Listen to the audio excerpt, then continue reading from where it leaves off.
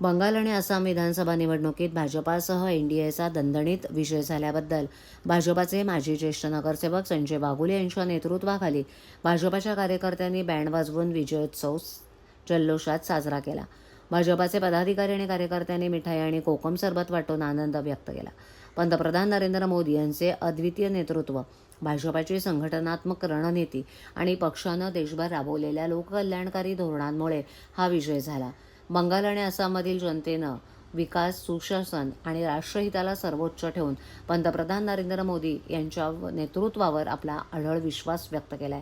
तसंच बंगालमध्ये नव्या पर्वाला सुरुवात केली, अशी प्रतिक्रिया संजय बागुले यांनी व्यक्त केली आहे। रेल्वे स्टेशन बाहेर झालेल्या या विजयोत्सवाला ज्येष्ठ नगरसेवक संजय बागुले यांच्यासह माजी सरचिटणीस मनोहर सोगदरे, विकास घांगरेकर, महिला मोर्चाच्या नौपाडा मंडल अध्यक्षा वृषाली बागुले, शेकडो भाजपा कार्यकर्ते आणि पदाधिकारी उपस्थित होते।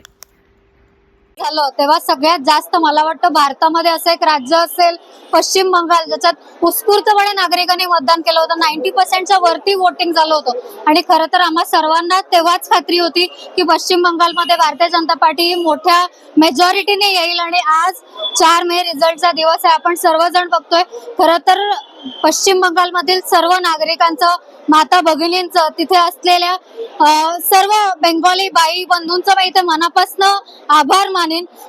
तिथे काम करत असलेल्या सर्व भारतीय जनता पार्टी कार्यकर्त्यांचं इथे मनापासून आभार आणि अभिनंदन करीन, कारण वर्षानुवर्ष असलेली त्यांची मेहनत, खरं तर त्यांच्यावर अनेक वर्ष अत्याचार झाले तरी सुद्धा त्यांनी भारतीय जनता पार्टीचं कुठलंही पद सोडलं नाही किंवा काम सोडलं नाही। अथक परिश्रमाने कमवलेला हा विजय, त्यामुळे पश्चिम बंगालमधील सर्व नागरिकांचं मनापासून अभिनंदन करीन।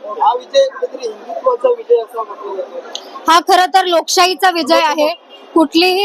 कुठलीही सत्ता असेल ही जनता तिथे फैसला करत असते की कुणाला आम्हाला ठेवायचंय आणि कुणाला आम्हाला काढायचंय। त्यामुळे पश्चिम बंगालमधील लोकांनी ठरवलं की त्यांना भारतीय जनता पार्टीचं राज्य आता हवंय आणि त्यामुळे त्यांनी तिथे मतदान केलेलं।